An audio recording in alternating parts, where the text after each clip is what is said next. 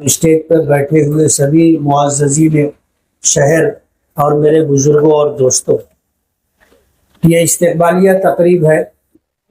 اللہ پاک نے اپنے فضل و کرم سے اور آپ سبھی لوگوں کی محنت شاقہ کی بدولت مجھے کامیابی سے ہمکنار کیا۔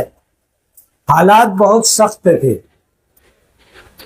اور جن سے ہمارا مقابلہ تھا انہوں نے یہ طے کر لیا تھا کہ ابھی نہیں تو کبھی نہیں، اور اس الیکشن میں کامیابی کے لیے انہوں نے ہر حربہ استعمال کیا۔ گنڈا گردی، دادا گیری کے ساتھ بوگس ووٹ کی تیاری، 30,000 بوگس ووٹ ڈالنے کی تیاری تھی۔ اب اللہ ہی بہتر جانتا ہے کہ کتنی ووٹ ڈالی گئی، لیکن ہر پولنگ بوتھ پہ جانے کے بعد ہمیں یہ خبر ملتی تھی 50 عورتیں مرد کھڑے رہتے تھے جو یہ کہتے تھے کہ ہماری ووٹ بوگس ڈالی جا چکی، اور انہوں نے چن چن کر کے جو ہمارے ووٹر تھے انہی لوگوں کی ووٹ ڈالی۔ پچھلی مرتبہ ہم نے الیکشن جیتا تھا 38,000 ووٹوں کی لیڈ سے۔ اس مرتبہ انہوں نے یہ لیڈ ختم کر کے جیتنے کے لیے روپیے پیسے کی ریل پیل کر دی تھی۔ نیا پورا، اسلام پورا اور 20 کے اس پٹے پر جہاں ہمارے ووٹر ہیں، یہاں دھوم سے پیسہ انہوں نے بانٹا۔ میں ان کو ایک مشورہ دینا چاہتا ہوں کہ آپ نے بانٹنے والوں کو پیسہ تو دے دیا تھا، لیکن آپ تھوڑی سی جانکاری بھی لے لو۔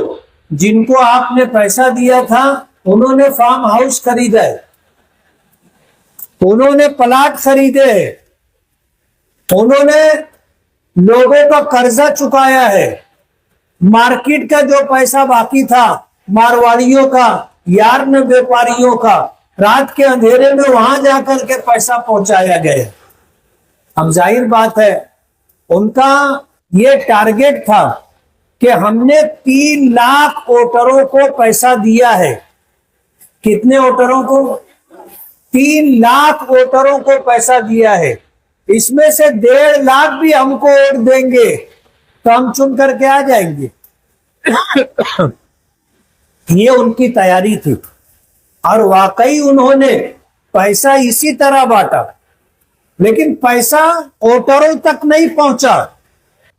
بیچ میں جو لوگ تھے وہ پیسہ گھر لے کے چلے گئے۔ اس لیے ان کو میرا مشورہ ہے تھوڑی سی انکوائری کرو آپ کہ آپ کا پیسہ بٹا صحیح طریقے سے کہ نہیں بٹا۔ اور ہم تو بولتے کہ 162 ووٹ 20-1 لاکھ روپیہ اور بانٹ دیتے تو یہ بھی مل جاتی نا ان کو۔ ابھی جیسے انہوں نے پینشن چوک پر ایک ادارے کو 10 لاکھ روپیہ دیا تھا، 10 لاکھ روپیہ دیا تھا ووٹ خریدنے کے لیے، وہاں سے ان کو 23 ووٹ ملی ہے۔ اب 10 لاکھ کو آپ 23 پر اگر بانٹو گے تو آپ کو سمجھ میں آئے گا کہ ان کو ایک ووٹ 30-40 ہزار روپیے کی پڑی ہے۔ اس انداز میں انہوں نے پیسہ بانٹا، لیکن وہ قدرت کو بھول کر کے چل رہے، قدرت کو بھول کر کے چل رہے تھے، اور وہ سمجھ رہے تھے کہ جو کریں گے ہم ہی کریں گے اور ہم جو کریں گے وہی ہوگا۔ قدرت کو بھول کر کے بات کر رہے تھے۔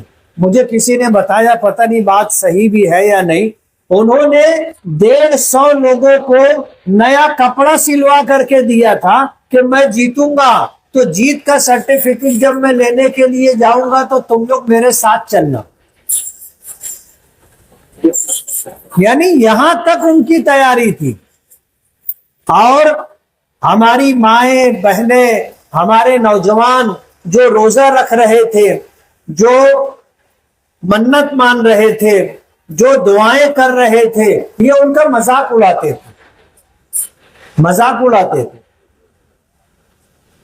ظاہر بات ہے اگر قدرت کا مذاق اڑایا جائے گا اور شریعت کے وہ احکامات جو ہماری شریعت کی ریڑھ کی ہڈی کی حیثیت رکھتے ہیں اگر اس کو تم اس طرح مذاق کا موضوع بناؤ گے تو قدرت تو تم کو سبق دے گی نا. کہتے ہیں نا کہ قسمت کی خوبی دیکھیے ٹوٹی کہاں کمن، دو چار ہاتھ جب کے لبے بام رہ گئے. چھت پہ چڑھنا تھا، رسی کا پھندا ڈالا اور رسی پکڑ کے چل رہے تھے.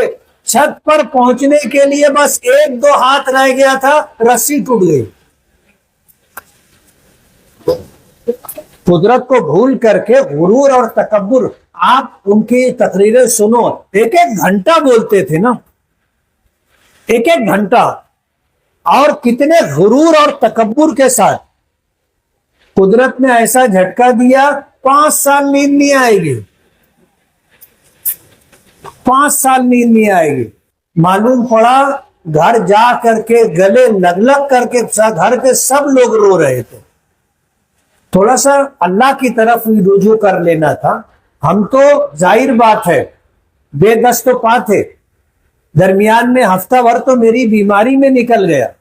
جب مجھے اٹیک آیا اور میں ہاسپٹل میں ایڈمٹ ہوا تو انہوں نے جشن منایا، جشن منایا، اور یہ چاہتے تھے کہ میں مر جاؤں، الیکشن یک طرفہ ہو جائے. رات میں شراب اور کباب کی مجلسیں لگی. دھیرے دھیرے سب خبریں آ رہی ہیں. ظاہر بات ہے دشمنوں کا خوش ہونا بہت زیادہ دکھ اور تکلیف دیتا ہے. اللہ کو بھی یہ بات پسند نہیں ہے. نبی کریم صلی اللہ علیہ وسلم نے دعا مانگی، اللہم انی اعوذ بک من شماتۃ الاعداء، کہ اللہ میں تیری پناہ چاہتا ہوں دشمنوں کے خوشیاں منانے سے. بیماری آتی ہے جاتی ہے، لیکن کسی کی بیماری پر آپ جشن مناؤ گے، کسی کی بیماری پر آپ خوشیاں مناؤ گے تو ظاہر بات ہے یہ اللہ کو پسند نہیں.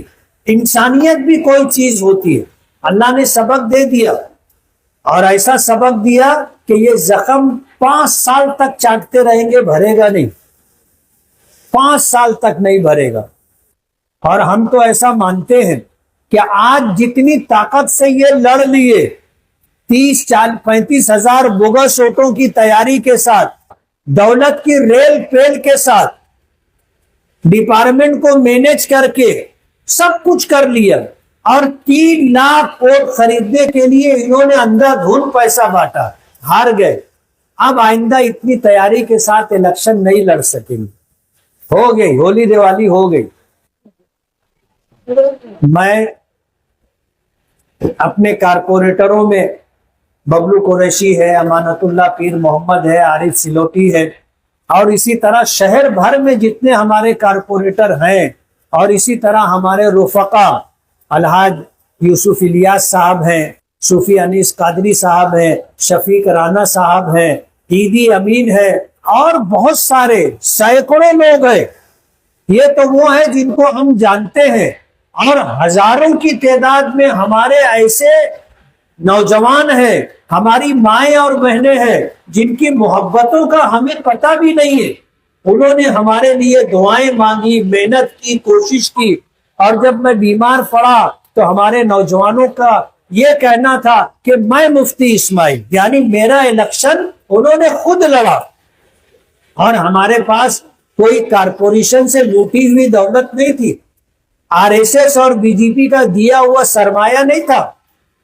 ہم تو بس سبق کے درجے میں جو تھا کر رہے تھے. ان کا الیکشن لڑنے کے لیے ناگپور سے ٹیم آئی تھی، دلی سے ٹیم آئی تھی، اور کہتے ہیں نا کہ بلی تھیلے سے باہر آ جاتی ہے. یہ بولنے لگے ہم تو بلو پرنٹ پر الیکشن لڑ رہے. اور انہوں نے ایسا پروگرام بنایا تھا کہ ان کا ایک ورکر بس 25 ووٹ ڈلوا دے، جو اس کو ٹارگٹ دیا گیا تھا کہ یہ 10 گھر، اتنا ووٹ اس کو گرانا ہے، پھر اس کے بعد گھر جا کے بیٹھ جانا. ایسی تیاری تھی. جیسے BJP الیکشن لڑتی ہے، ان کی ٹیم آئی تھی اور اسی تیاری کے ساتھ الیکشن لڑ رہے تھے. لیکن بہرحال فیصلہ کہاں ہوتا ہے؟ آسمانوں پر ہوتا ہے، زمین پر نہیں. فیصلہ آسمانوں پر ہوتا ہے. ہماری دعائیں، ہماری عبادتیں، ہمارے روزے، ہماری منتیں، ہم تو قدرت کو، پروردگار کو سامنے رکھ کر کے بات کر رہے تھے اور کوشش کر رہے تھے۔ میں سب سے پہلے اللہ رب العالمین کا شکر گزار ہوں، پھر شہر کے ہر اس فرد کا جو اس الیکشن میں جس نے بھی جیسے بھی ہماری مدد کی، ہم سب کے شکر گزار ہیں۔